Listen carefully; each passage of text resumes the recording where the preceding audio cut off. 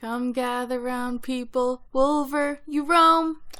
Oh, that's cute. And admit that the fish in your waters have grown. Is there more? If you want. Okay. And accept it that you prefer fishes to bones. Yeah? 'Cause you're not a dog, you're a Wulver. Ooh. I'm Claire. And I'm Vince. And this is Friends of Legend.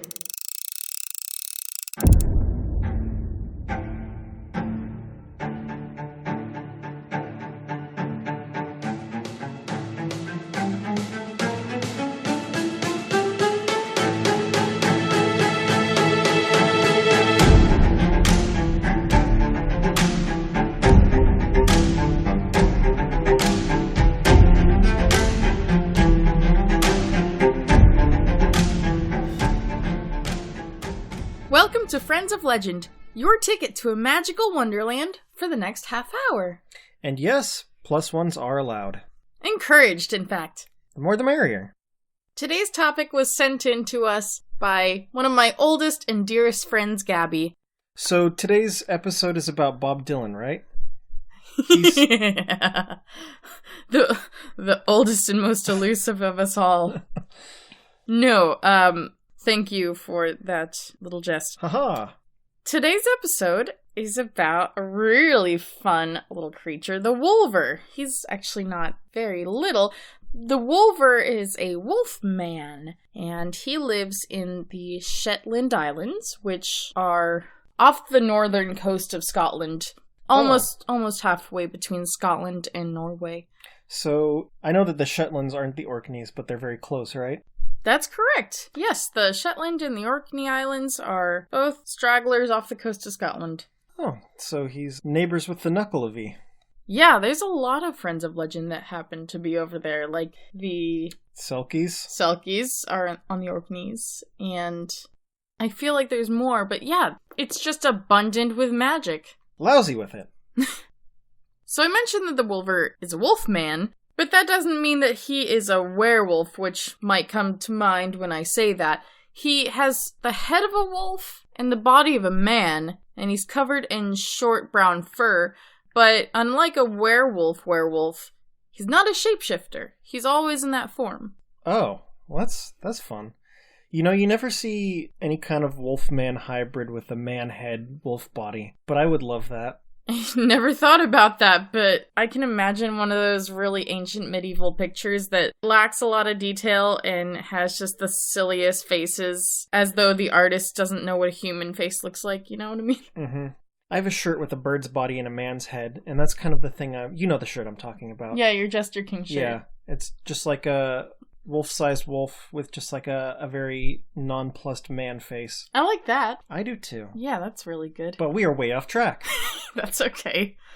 So the ancient Celts believed that the Wulver evolved from wolves, but it's never been human. It's commonly believed to be sort of like the evolutionary bridge between man and wolf. The missing link. Yeah. If there was a link between man and wolf. Right. Like that. Yeah, right? And then to cap off their appearance, they're usually depicted in paintings as either nude or partially clothed. What kind of clothes? Like, jorts? I'm imagining jorts.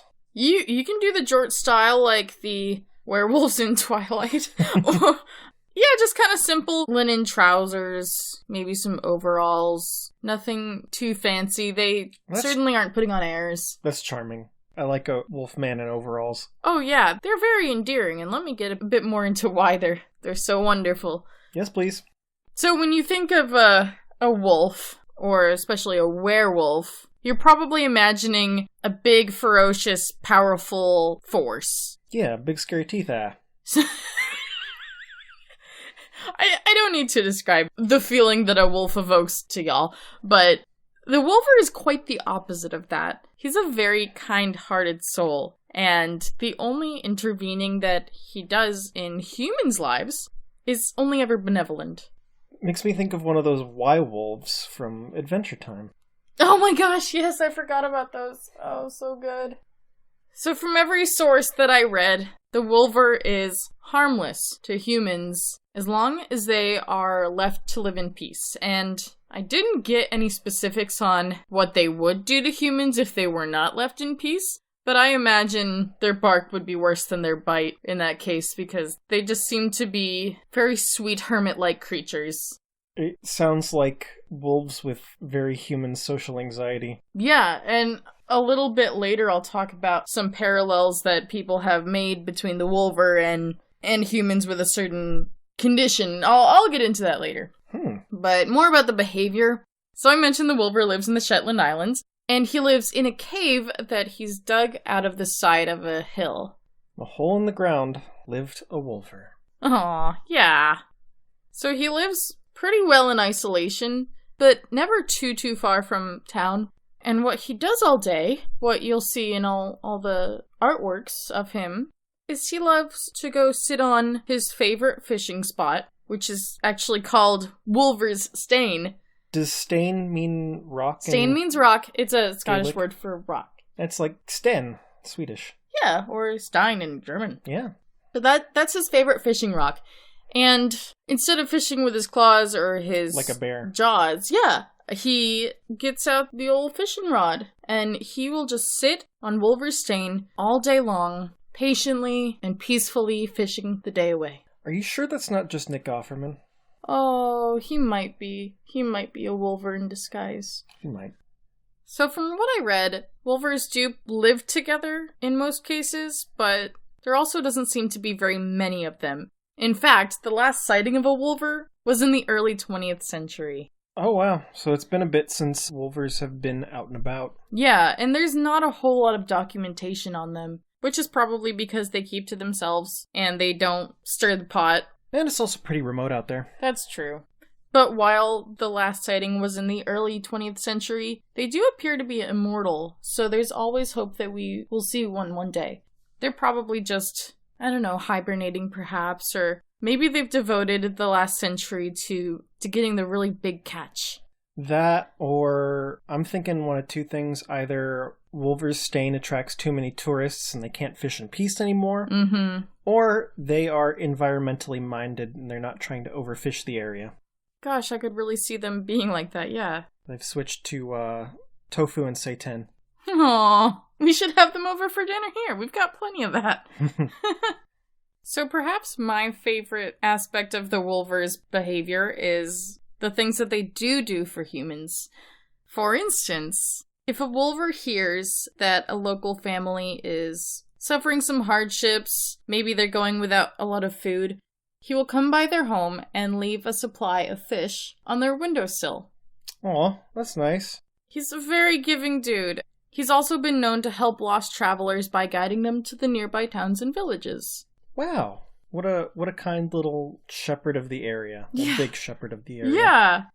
And lastly, as far as human interaction, he's been seen grieving outside of the home of a family who's undergone an illness or a loss. Were you able to see the manner of grieving? Is it like a loud dramatic show a la Banshee, or is it sort of subtle, leaving flowers at their doorstep and bowing your head? In the representations that I saw, he would do the latter. He would kind of weep outside of their door. Nothing too scary, nothing that would draw attention to him, because he knows that it's not about him. He just wants to show the villagers that he is on their side, that he is with them. That is kind. Oh yeah, super cool guy.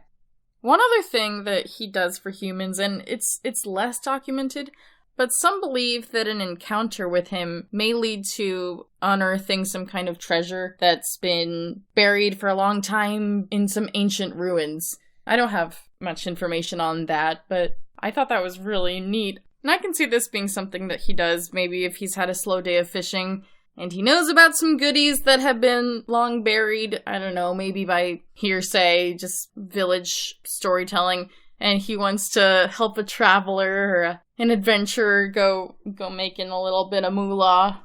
Like reverse geocaching. Yeah. I gotta have a hobby. But I was alluding earlier to there being a sort of parallel between the Wulver and a condition that humans sometimes have. I think I know what you're talking about. I don't remember the medical term for it, but it's the condition that some people are born with congenitally where they have hair growing all over their body. Yeah, hypertrichosis, and it's sometimes known as werewolf syndrome. So a lot of people have said, oh, Wulvers are just humans that have this condition, and like the story of the Wulver, they will isolate themselves because they just don't want people to see them and bring them shame, and I think that's an interesting theory, but they're just non-believers. Yeah, I feel like there are probably fewer people in the Shetland Islands with hypertrichosis than there are actual Wulvers, if there are that many sightings, even though they were a while ago. Mm-hmm. I definitely agree. So as far as avoiding upsetting the Wulver in any way, just don't pester him. He doesn't want to be asked a lot of questions. He probably wouldn't mind showing you a few fishing tips and tricks, or something like that, but... He's not a cuddle friend.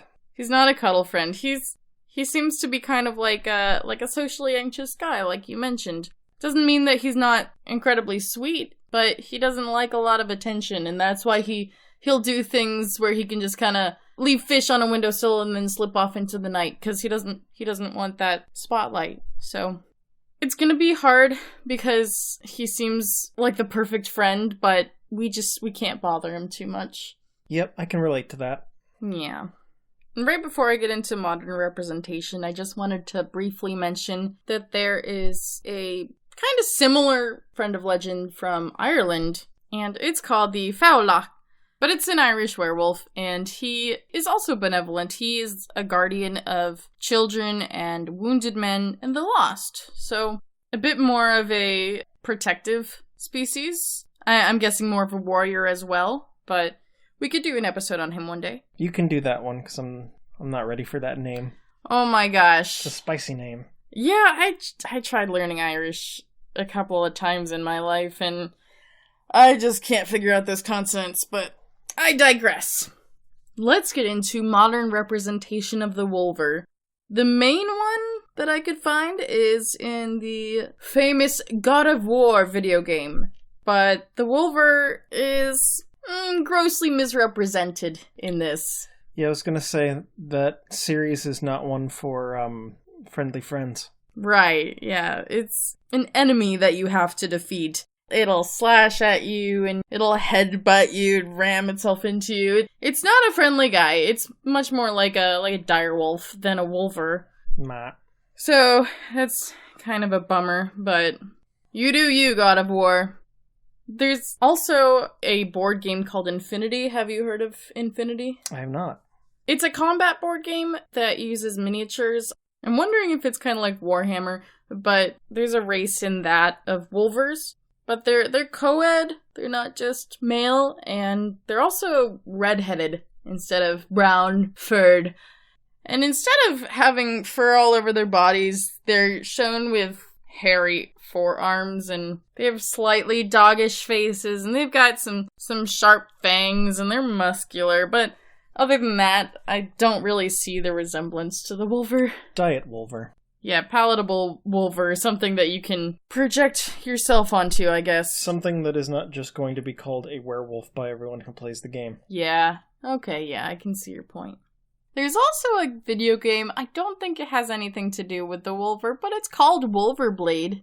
That's a fun name. Yeah, and that is just about old Britannia versus the Roman Empire, and you can find it on the Switch and PlayStation and all that, but I thought that was fun that they gave a sort of nod to our friend the Wulver. And then lastly, there is a beer called Wulver from a brewery called Thirsty Dog Brewing in Ohio. And all of their beers are named after different kinds of dogs and different legendary dogs and such, so that's neat. That's fun. Appropriate name for a Scotch ale. Yeah. Ooh, you looked at my notes. Yeah, oops. Oops. So, how are we gonna become friends with the Wulver? Especially if he doesn't want to be bothered too much. Well, I think this is going to be one where you have to rely on chance encounters. I certainly wouldn't want to go out searching for his hole in the hillside and upsetting his peaceful way of life, you know. I would much rather be that lost traveler in the woods who gets his guidance back to the village. Yeah, if you can make it work that way, that sounds good. I feel like you could also, if you do find his hole in the hill, you can leave him some fish. Turnabout is fair play. That's really lovely. Yeah. Leave him an eel. Get him some sea fish because he only fishes in freshwater, apparently. Hey, good idea. Introduce him to new flavors. Make him up a lovely plate of sushi or something. Yeah, smoke some salmon. I know that would win me over any day. Mm-hmm. Win you over with me, if you want to leave a fish at my doorstep. Now we're on to the part of the show where we rate our friend. If you haven't listened to Friends of Legend before, welcome! We have a 4-tier rating system that goes into how easy it is to become friends with our featured creature. I'll start. The first tier is friend-shaped. This is a friend that you want to take with you on a road trip. Think of Precious Imugi. Next up is Cheeky Friend. This is going to be the kind of friend that wants to go on a road trip with you, but keeps giving you directions on how to get to the world's largest ball of yarn instead of where you're trying to go. This is going to be something like the Curupira. Next up, we have Spicy Friend. This friend is going to drive you up to Canada and kick you out of the car, leaving you in the tundra. Think of something like the Nikur. Lastly, we have Not a Friend Yet. This is going to be the kind of friend that eats you whole and then drives off into the sunset in your car. Think of something like the Yinaldlashi. Bummer. Yup. What would you rate our fishing friend, the Wulver? I mean, again, we have a prime candidate for that non-existent tier of sad friend. We might just have to add sad friend. I don't like it. It bums me out. Friend shape. Yes. Is what I would say. I wouldn't go as far as saying that we haven't seen him become friends with people because he leaves fish on windowsills and you know, he does these wonderful outreaches. I'm sure everyone has that friend who will bake them a cake or lend them some money if they ask, but won't go grab a drink at the bar with them. Yeah. That kind of thing. Yeah, they're introverts. And I get that. I totally get that. But it doesn't mean that they're not a friend. So I'm going to give the Wulver friend-shaped stamp of approval. Agreed. It's unanimous. Also, everyone, please go look up a picture of a Wulver. You'll be very happy for it. Yes. The fishing rod. He's great. He's gay. He's gay. Well, thank you for listening to today's episode. And if you liked what you heard, go ahead and subscribe to us on whatever podcast directory you use. Or tell a friend. This podcast is all about friends. Show is. If you want more Friends of Legend content, we've got our website, friendsoflegend.com. There you can see all our episodes, FAQs. We also have these lovely transcripts of the episodes that Vince has been putting together. Slowly but surely. So they're perfect for if you have a friend who doesn't listen to podcasts, but wants to get the information nonetheless. Then they can read through the transcripts. And we also have Neep Time, and we just heard from our friend Neep. He made another video. Yeah, he did. All about gardening. Yeah, it's a lot of fun. And they're super short. Very, very bite-sized. Just like Neep. Mm-hmm. Don't bite Neep, though. No, he wouldn't want to hear me saying that he's bite-sized. He's not for biting. We are also on social media. You can find us on Facebook and on Twitter, where we make regular posts about updates to the show, as well as on Twitter, we'll give little hints the day before on what the topic of the next day's episode will be. Mm-hmm. And new episodes are up every Saturday, so stay tuned for more content. That's right. Thank you again for listening. And remember, when it comes to Friends of Legend, charm them. Do not harm them.